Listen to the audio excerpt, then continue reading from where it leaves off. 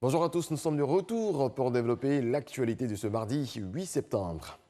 Le président de la République de Côte d'Ivoire, Alassane Ouattara, a regagné Abidjan hier après une mission en France et au Niger. À Niamey, il a prépare au 57e sommet ordinaire de la CEDEAO, sommet qui a vu l'élection du président ghanéen Nana Akufo-Addo comme président en exercice de la conférence des chefs d'État et de gouvernement de l'institution communautaire. Avant le Niger, le président Alassane Ouattara était en France où il a eu un déjeuner de travail à l'Élysée avec son homologue, le président Emmanuel Macron. Plus de 50 000 candidats affrontent depuis hier les épreuves écrites du brevet de technicien supérieur BTS. Les épreuves écrites se déroulent du 7 au 10 septembre prochain. Quant aux pratiques, elles auront lieu du lundi 14 au samedi 19 septembre 2020. Walter Amadou Ouattara. CBCG de Cocody ce lundi matin. Tous les candidats au BTS, brevet de technicien supérieur, se conforment au protocole sécuritaire avant d'avoir accès au centre. Les enseignants sont à leur poste, il y rassure. Toutes les dispositions ont été prises afin que ces épreuves se déroulent dans de meilleures conditions. Effectivement, au niveau du paiement des primes, le paiement va débuter, Dieu voulant, aujourd'hui lundi. Sur ce côté, le ministre a été efficace, il a échangé longuement avec nous et il nous a rassurés. Ces examens 2020 se déroulent dans de très bonnes conditions. Aux alentours de 7h30, après quelques conseils aux candidats, le ministre de l'Enseignement supérieur et de la Recherche scientifique, Adama Diawara, procède au lancement officiel des épreuves par la distribution des copies de la technique d'expression. Pour voir de plus près ce qui se passe dans un autre centre, le ministre visite l'établissement William Ponty dans la commune de Yopougon. Toutes les salles où je suis passé, j'ai tenu le même discours. Il s'agit de leur demander de se concentrer sur ce qu'on leur propose. Il n'y a rien de nouveau. Tout ce qu'on leur demande, ça fait partie de ce qu'ils ont appris pendant l'année scolaire. Donc il faut qu'ils donnent le meilleur d'eux-mêmes et en évitant toute situation de fraude. Cette année, ils sont 51 650, dont 53% de filles et un peu plus de 46% de garçons. Comme je l'ai dit, je leur souhaite bonne chance. Et bon, les résultats sont prévus pour le 6 octobre. Abidjan abrite 94 centres sur les 121 que compte la session 2020 du BTS. Les épreuves écrites se tiennent du 7 au 10 septembre et les épreuves pratiques du 14 au 19 septembre 2020. Les acteurs du système éducatif se sont donné rendez-vous ce lundi à Grand-Bassam. Ils portent leur réflexion sur une école résiliente et compétitive. Cette année, la rentrée scolaire débute le lundi 14 septembre 2020 dans un contexte de Covid. Jean-Marc Djadji. Enseignants et techniciens de l'éducation nationale se sont réunis sous la présidence de la ministre de tutelle Kandia Camara. Objectif, faire le bilan de l'année écoulée et lancer les perspectives de la nouvelle rentrée scolaire 2020-2021 dans un contexte d'urgence sanitaire due à la Covid-19.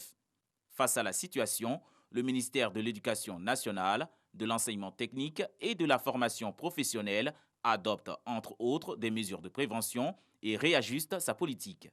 Nous optons pour l'organisation de l'année scolaire en 2 semestres.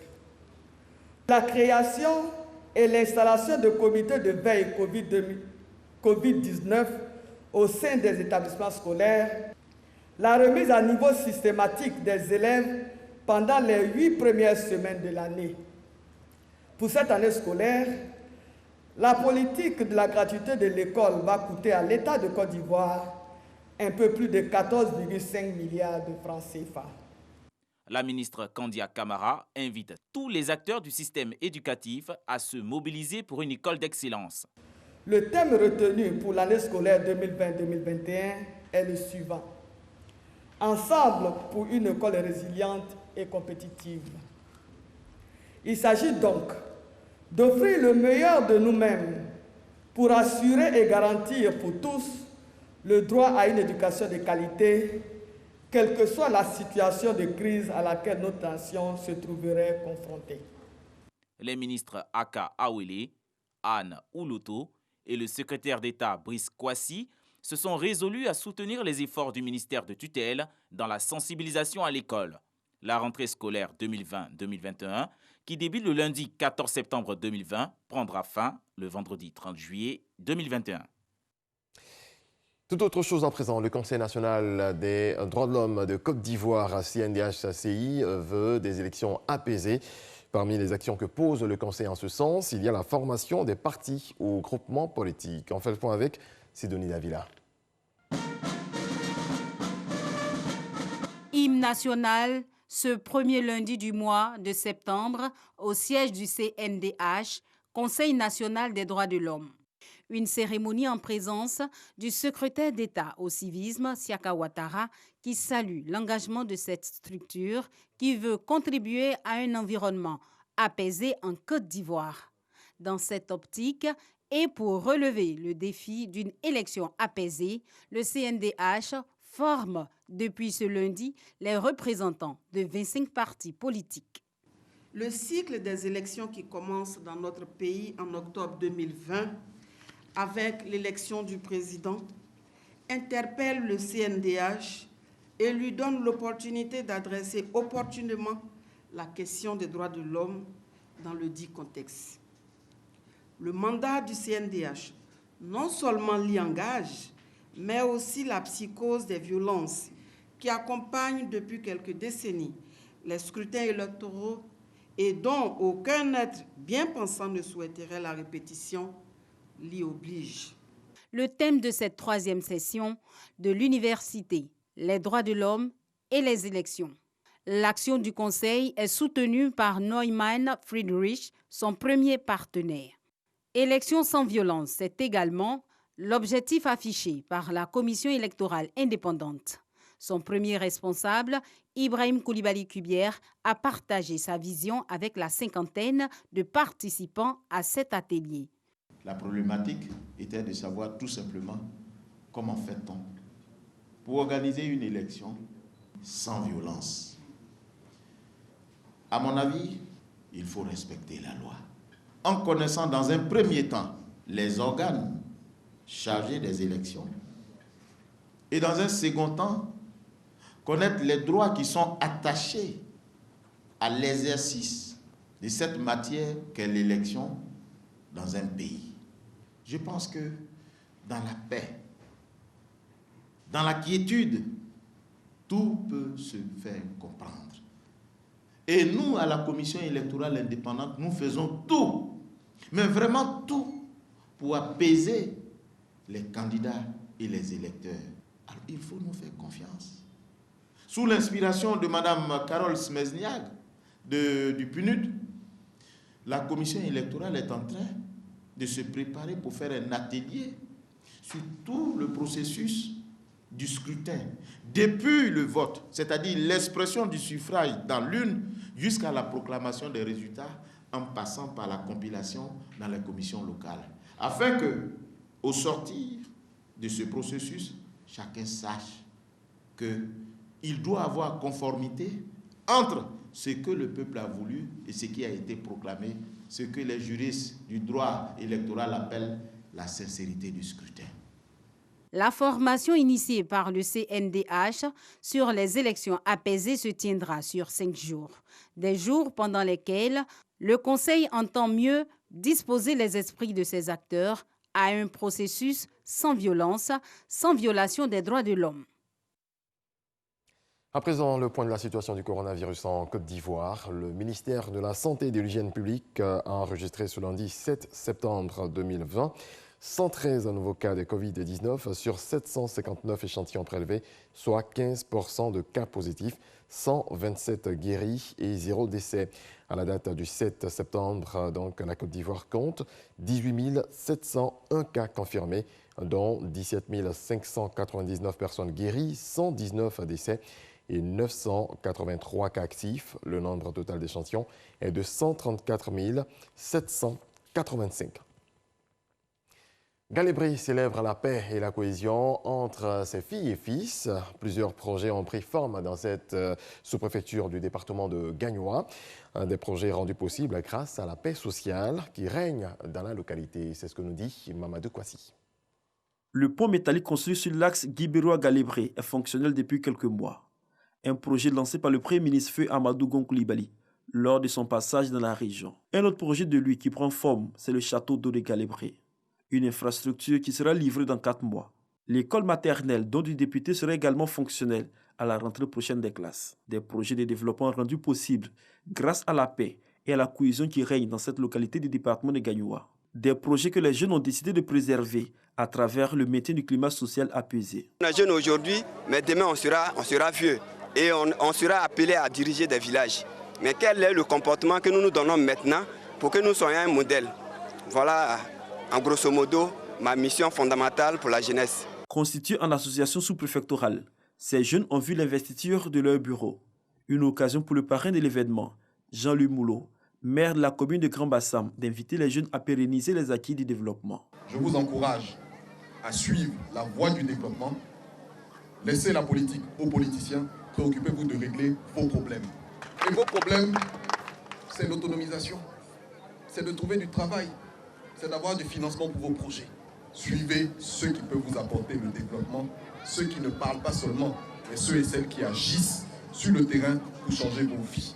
La secrétaire d'État chargée de l'autonomisation des femmes, Miss Belmont Dogo, par ailleurs cadre et députée de Galébré, s'est félicitée de l'engagement des jeunes à préserver la paix sociale et la cohésion. Elle appelle donc les fils et filles de Galébré à l'union. Si nous voulons aller de l'avant, si nous voulons continuer le développement, il faudra que nous arrivions à taire nos querelles politiques. Je vous invite à travailler. Ne restez pas des éternels assistés. Je vous demande de prendre votre destin en main. Prendre son destin en main, ce n'est pas aller marcher et casser. Prendre son destin en main, ce n'est pas faire l'apanage de la violence. Prendre son destin en main, c'est avoir une activité. Cette rencontre a été également l'occasion pour Miss Belmont Dogo de distinguer les meilleurs élèves de 3e du collège moderne de Galébré.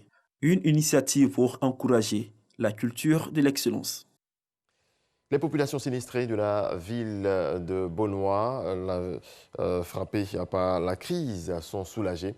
Elles bénéficient de vivres d'une valeur de 25 millions de francs CFA, dont du député maire d'Adiaké, des dons auxquels s'ajoute une contribution de 30 millions de francs CFA du ministre Eugène Akaolé, président du conseil régional du Sud Komoué. Mamadou Kwasi. 50 tonnes de riz de qualité, 500 cartons de tomates et 500 cartons d'huile.